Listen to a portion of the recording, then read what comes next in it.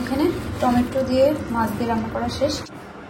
দেখেন রান্নাঘরের অবস্থা, আমার মাথা ঘুরতেছে, মাথার ভিতরে ভাঁ ভাঁ করে ঘুরতেছে। সেখানে মিট রান্না করেছি, আর এখানে আমি আমার ব্যাকপ্যাকটা রেডি করছিলাম। এর ভিতরে আমি আমার প্রয়োজনীয় কিছু জিনিস নিয়ে নিয়েছি, যেমন একটা, আজকে সারাদিন কাজের ব্যস্ততায় তেমন কিছু খেতে পারিনি, তারপরেও কেমন যেন খারাপ লাগছিল।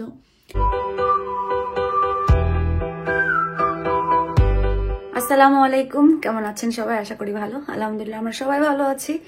আজকে আরেকটা ভিডিও নিয়ে চলে আসছি। আমি সারাদিন ধরে রান্নাবাড়া করেছি, ঘর গোছাইছি, কারণ কালকে সকালে আল্লাহ বাঁচালে বের হয়ে যাব বাংলাদেশের উদ্দেশ্যে। সো বাংলাদেশে যাওয়ার আগে বাসায় কিন্তু প্রচুর কাজ থাকে। আর আজকে কাজ করতে করতে আমার মনে হচ্ছিল আল্লাহ কেন যাইতে চাইলাম, কারণ এত বেশি কাজ থাকে, সবকিছু গোছগাছ করে দিয়ে যাওয়া মন মানে না। যতই না করলেও চলে, কিন্তু তারপরেও মন মানে না, মনে হয় যে এটা করে দিই ওটা করে দিই। তো সবকিছু মিলে আজকে ভিডিওটা থাকছে, রান্না করে দিয়ে যাচ্ছে অনেক কিছুই, মানে অনেক কিছু বলতে যা যা বলেছে আমি সেটাই রান্না করছি। আমি চেয়েছিলাম আরো অনেক কিছু করে দিতে, কিন্তু মানা করেছে, কারণ এত খাওয়া হবে না নাকি। সো আমি এক সপ্তাহের মতন করে বুঝ করে রান্না করে দিয়ে যাচ্ছি, পরেরটা পরে দেখা যাবে। সো চলেন আজকের ভিডিওটা এখান থেকে শুরু করি। আজকের মিশন হচ্ছে রান্না করে রেখে যাওয়া, কারণ আমি যাওয়ার পরের জন্য ওরা 2-3 দিন খেতে পারে বা সপ্তাহখানিক খেতে পারে, সেটা একটা হচ্ছে ব্যবস্থা করে দিয়ে যা। সেখানে 2 পোটলা মিট বের করা হয়েছে, আর হচ্ছে চিকেনটা তো লং টাইম রেখে, মানে 1 সপ্তাহ রেখে খাওয়াই যায়। তো এই দুটো আগে রান্না করব, তারপরে দেখি টুকটুক করে আর কি কি রান্না করে বক্স করা যায়। যাওয়ার আগেই আমার প্রচন্ড ঠান্ডা লেগে গেছে, গলা টলা একদম সকালে উঠলে বসে থাকে, আর হচ্ছে সকাল থেকে কাশতে কাশতে উঠে রান্না করতে আসবো করে আর আসা হয়নি। তো এখন রান্না করতে আসছি, কারণ রান্না তো করতে হবে। তো আমি কিন্তু এতগুলো, মানে 1 2 3 4 4টা না 5টা এখানে হচ্ছে কাপড় চোপড় পরা, নিচে সক্স আছে, তারপরে ট্রাউজার আছে, সবকিছু মানে একদম নিজেই এখন কয় কেজি ওজন হয়ে গেছি বলে বোঝাতে পারবো না। তো আমি এরকম করে টেডি বিয়ারের মতো এরকম করে দুলে দুলে হাঁটতেছি, কারণ না হলে ঠান্ডা লেগে যাবে। রান্না করবো, সবকিছু খুলে দিতে হবে, কারণ না খুললে আবার আমার দম বন্ধ হয়ে আসে।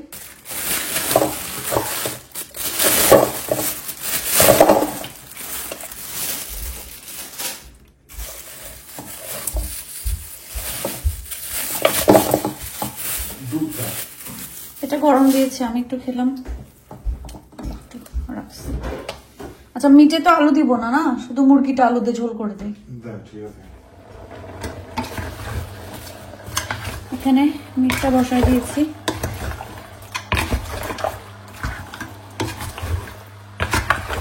আচ্ছা, মাঝখানে তো আমার হচ্ছে ভিডিওতে মিট নিয়ে অনেক মারামারি হয়ে গেল, গ্যাঞ্জাম হয়ে গেল। মেনলি দেখেন, রান্না যখন করব তখন তো মিটই বলবো, বারবার তো আর বলার দরকার নেই যে আমি বিফ মিট নাড়তেছি, আমি ল্যাম নাড়তেছি, আমি শিপ নাড়তেছি, আমি গোট নাড়তেছি, আমি হেন নাড়তেছি, মুরগি নাড়তেছি, মানে মোরগ নাড়তেছি, এটা তো বলার দরকার নেই। সো আমরা যে এখানে ল্যাম খাই বা শিপ খাই এটা কিন্তু সবাই জানে। বিফ খুব কমই খাওয়া হয়, আর মিট বলতে এখানকার বাচ্চারা ওই ল্যাম আর শিপটাকেই বুঝে। বিফ আলাদা রান্না করলে সেটাকে আলাদাভাবে আমরা বিফ বলে দেওয়া লাগে, তাহলে ওরা বোঝে। বাট নর্মালি মিট বললে ওরা মনে করে এইটাই। শুধু আমরা না, এখানকার সবাই, শুধু যে সিলেটের মানুষ তা না, বা আমরা যে তা না, ইংলিশরাও মিটটাকে মিটই এইভাবেই বলে থাকে। ল্যাম্ব চপ অর্ডার করে বা অন্য কোনো কিছু অর্ডার করে। এখানে আমি মুরগিটাও হচ্ছে কষাই ফেলছি।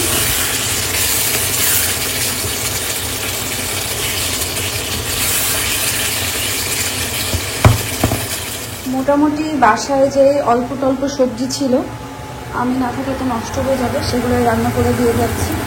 আবার আমার হচ্ছে আরও সবজি আছে, যেগুলো আসলে রান্না করলে এত সবজি তো খাওয়া হবে না, সেগুলো কেটে কিছু ডিপ করে যাব, আমি পরে এসে রান্না করতে পারবো। মূলোটা তো আর ডিপ করলে ভালো লাগবে না, ওই জন্য আমি মূলোটা রান্না করে যাচ্ছি।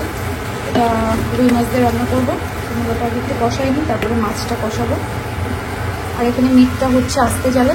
এই মিটটা একটু বেশি সময় ধরে জাল না দিলে শক্ত শক্ত থাকে, এই জন্য যেহেতু একটু ভুনা করবো, তো ভাবলাম যে একটু আস্তে জালে রেখে, এটা অনেক সময় জাল হয়, তাহলে একটু নরম হবে। এখানে মূলো রান্না করা হয়ে গেছে, রান্না করার অবস্থা খুবই খারাপ। আমি একবারে বক্সে ঢেলে রাখছি, কেউ রাখতেছি, আমার জন্য ইজি হবে।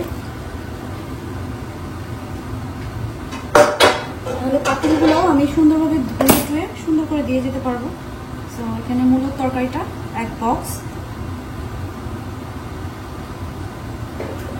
সবসময় কি হয় জানেন, যখনই আমি কোথাও যাওয়ার আগে কোনো তরকারি রান্না করি সেই তরকারিটা এত মজা হয় আমি খেতে পারবো না মনে হয়, এই জন্য আর একটু হয়তো বা মেবি মন দিয়ে রান্না করি।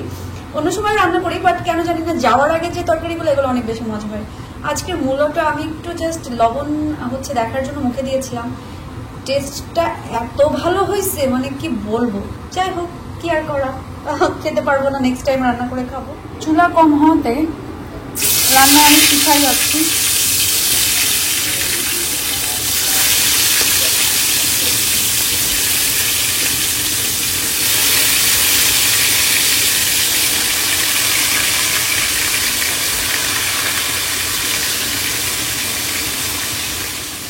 এখানে এখন চিকেনটা যে রান্না করছিলাম সেটা বক্সে রেখে দিচ্ছি, কারণ সব বক্সে বক্সে করে রাখবো। আমি পাতিল যাচ্ছি ধুয়ে রেখে দিতে।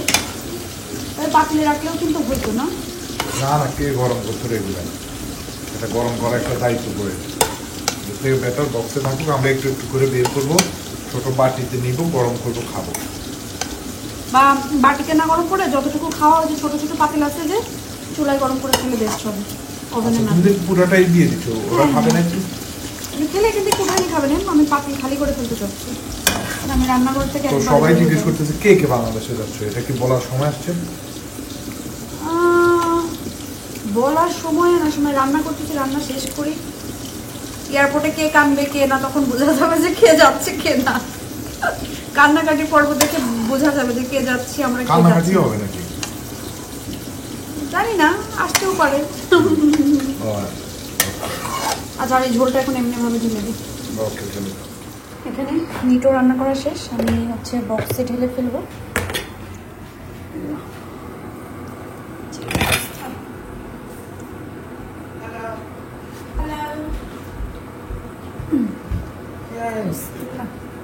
এটা ঘুরা দাও তো,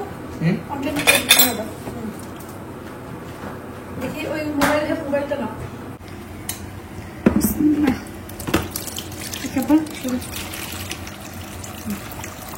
Come on, oil only. না, আমি ইচ্ছা করে দিচ্ছি, কারণ ওইভাবে ঢালতে গেলে তোমার গায়ে করবে। এখন আমি এইভাবে উঠে দিই। Oh, and if you poured it with the meat, it would have splashed everywhere. Good. Am I allowed to have the meat now, or should I have it later tonight? Chicken না already গরম দিয়ে দিচ্ছি। Oh yay! ইয়ে করো, ওখান থেকে chicken বের করো। I'll have the meat later tonight then. এখানে লাস্ট তরকারি হচ্ছে রুই মাছ দিয়ে টমেটো দিয়ে, টমেটো অনেক বেশি করে দিয়েছি আর রুই মাছটাও বেশ একটু ভেজে নিয়েছি, যেহেতু একটু রেখে খাবে।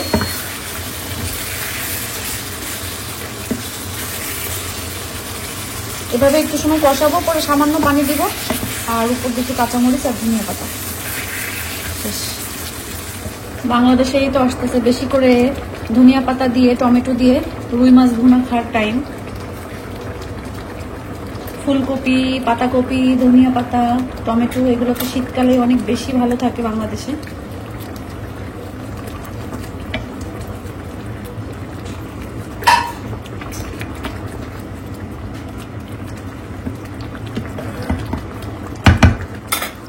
এখানে টমেটো দিয়ে মাছ দিয়ে রান্না করা শেষ। এটা এখন এটাতে ঢেলে ফেলবো, এগুলাতে ঢালতেছি কারণ আর ধোয়ার ঝামেলা থাকবে না, জাস্ট খাওয়ার শেষে ফেলে দিতে পারবে।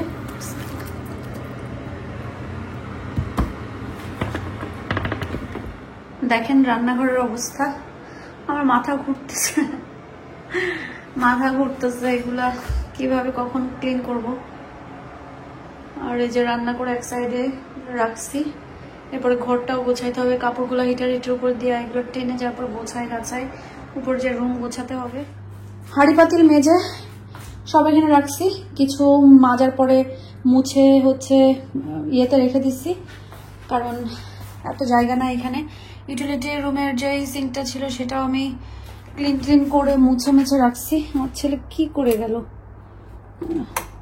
ওয়াশিং মেশিন চালাইতে, যে বেচারা চালাইতেও পারে না।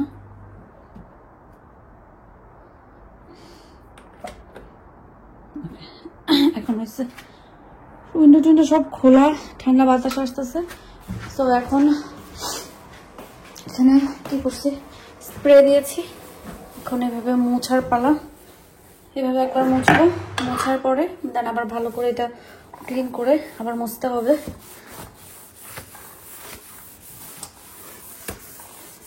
প্রতিদিন এই কাজগুলো থাকে, কারণ আমার তো প্রতিদিন রান্না করা লাগে আর এই কাজগুলো প্রতিদিনই করা লাগে।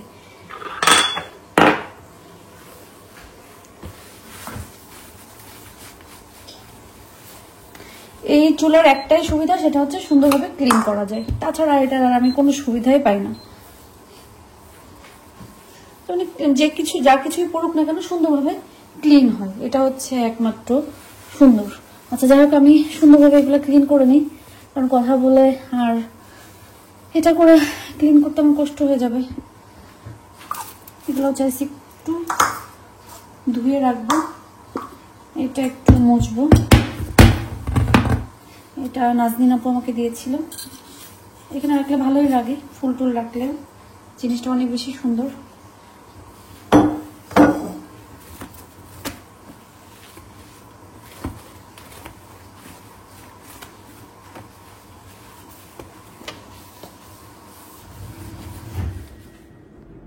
আল্লাহ, আলহামদুলিল্লাহ সব কাজ শেষ করে ফেলছি, মানে কিচেনের মোটামুটি কাজ শেষ করে ফেলছি। মাথার ভিতরে ভাঁ ভাঁ করে ঘুরতেছে। সেখানে মিট রান্না করেছি, এখানে মূলো দিয়ে মাছ দিয়ে, এখানে আছে হলো মুরগি, এখানে একটু বেগুন তরকারি থেকে গেছে, এটা আমি লেটে হয়তো বা খেয়ে ফেলতে পারি। এখানে হচ্ছে রুই মাছ দিয়ে টমেটো দিয়ে এই, আর তাহলে রাইস কুকারে ভাত রান্না করে খেতে পারবে। এই হলো তাদের খাবার। আল্লাহ বাঁচালে সকালে উঠে বের হয়ে যাব। আমার গলার অবস্থা তো খুবই খারাপ, কারণ ঠান্ডা লেগে গেছে, আর ঠান্ডা লাগার কারণে গলাও বসে গেছে। আর লাগেজের ওজন বললাম না যে বেশি হয়ে গেছে, এই যে অনেক কিছু নামায় রেখে যেতে হচ্ছে, কারণ ওই এয়ারপোর্টে যে আসলে ঝামেলা ভালো লাগে না, এই জন্য কিছু কিছু এরকম জিনিস আছে যেগুলো নামাই রেখে যাচ্ছি।